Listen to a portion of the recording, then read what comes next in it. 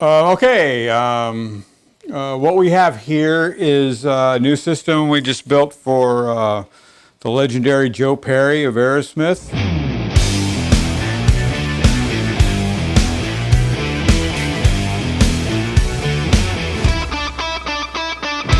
And we've been working on this design for the past couple of months or so, back and forth with Joe with what he wanted, and we've created a fairly unique system that utilizes some interesting approaches to effects.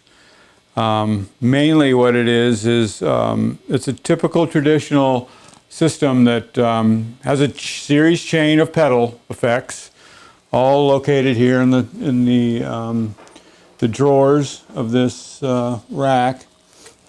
And what they do is they're in the front end. They're between the instrument and the inputs of whatever amp he chooses. He has the ability to choose up to 8 different amplifiers at any time. Any combination of those 8 it can be on.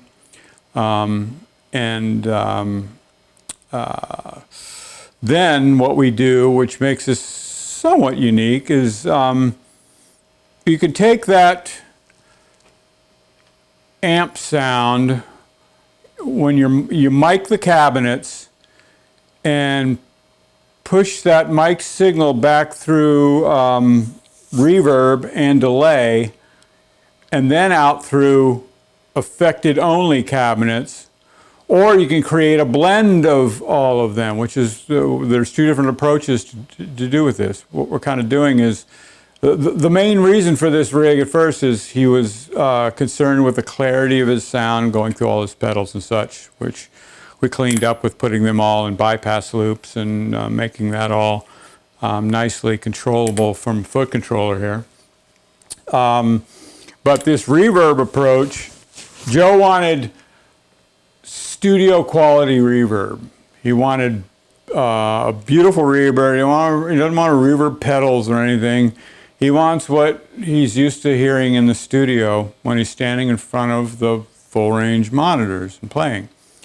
And so in that regard, we're using a Ricasti M7, which is a very high quality studio reverb that is quite popular and used in studios all over the world, and it's a great unit. And we're also using a very high quality mic pre mixer to blend the sounds of the amps he's chosen to feed the reverb. Now, in addition to that, we've got we're going to be running full range speakers so that he hears, using these new Celestion full range speakers in 412 Marshall cabinets.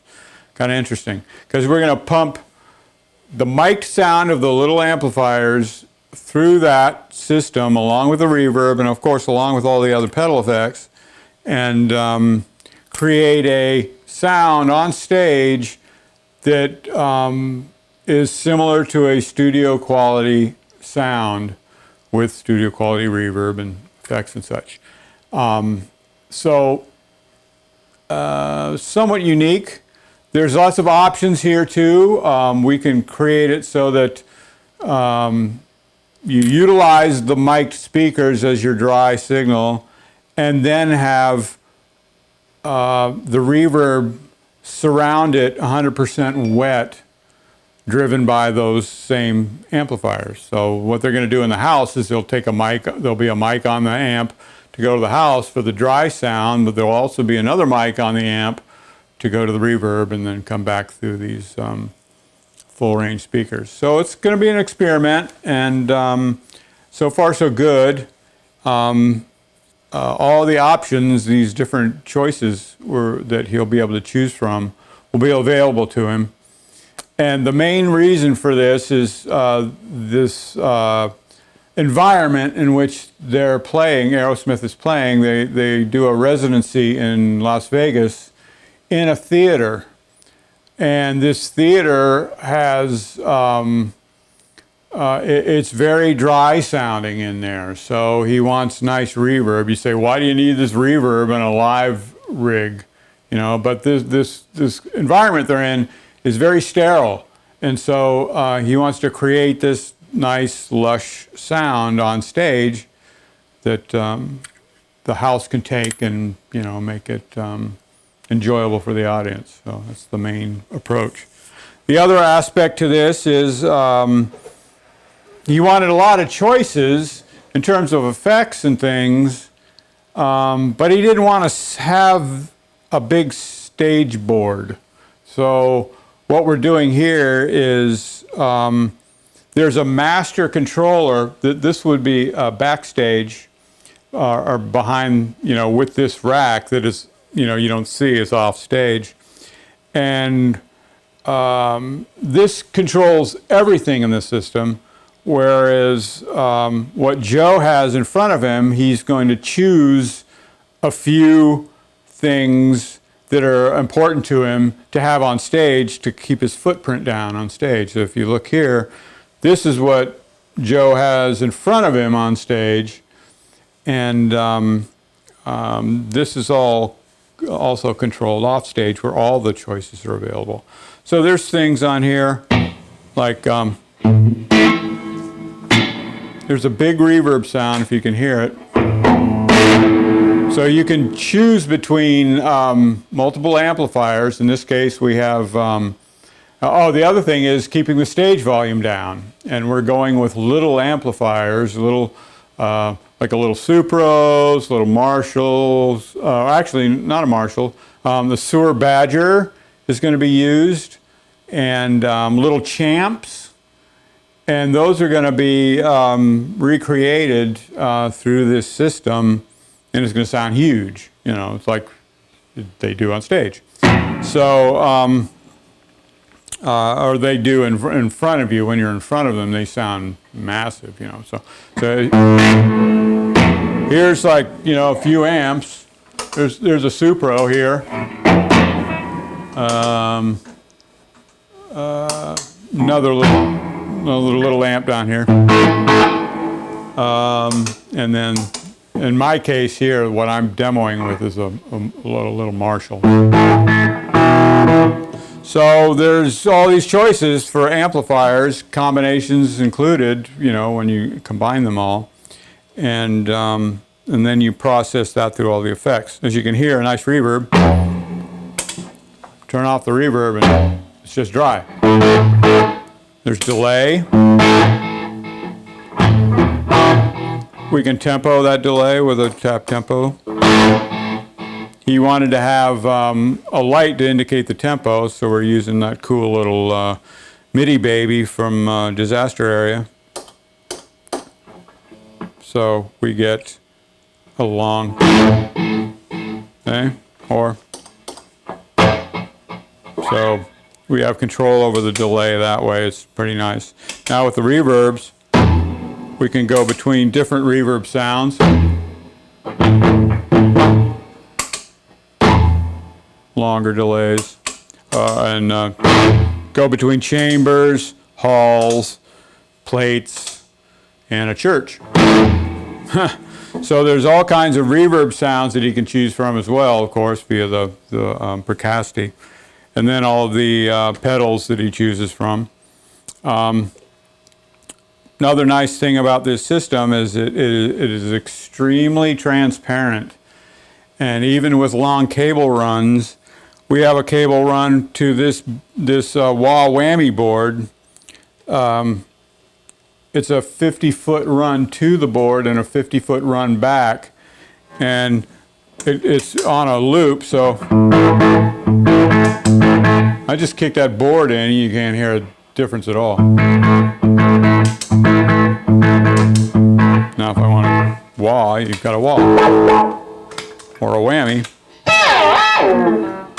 So there's all that. Then there's the airbag, which he calls the airbag. It's a talk box. He wears a bag on him that's got the driver in the bag, and then he steps up to the microphone with this bag. It's crazy the way it works, but it works. And this switch will just mute the system and allow the airbag to work for, you know, Sweet Emotion or those songs that require it. So there's that.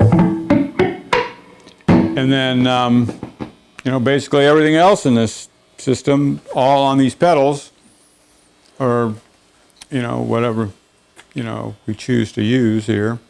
So delays on this drawer, some little tonal options here. We control the POG with a remote pedal, so that it's on a pedal, so he can bring that in and out as needed. Tremolos and such.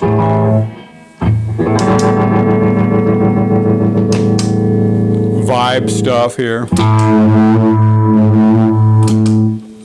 And then I'm not going to get into these because these will just blow everything out. The crazy plasma pedal, that's a sonic annihilator there for sure. And then the standard clones and other stuff. So that's basically it. Oh, and another part, down, way down stage, this is a 100-foot run that goes out to the point of the stage where he does some stuff with Steven.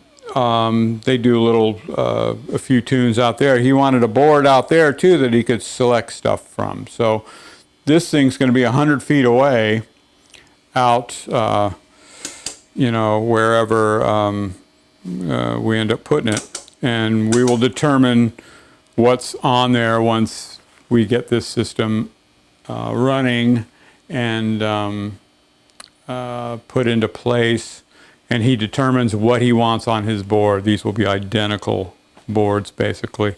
That's stage position. This is the remote location. They're all controlling the system and all synced up to each other. So they all pressing this button controls that one over there. So, you know, it's a good little system. And there's lots of control down here. Multiple amps, multiple effects, post effects, pre-effects, a clean boost built into the system. If I want to drive the amps harder, I can drive the amps a little bit harder, and like that. That's basically it. And it's super quiet and super transparent, no matter how much cable you put in front of it or behind it. That's basically it.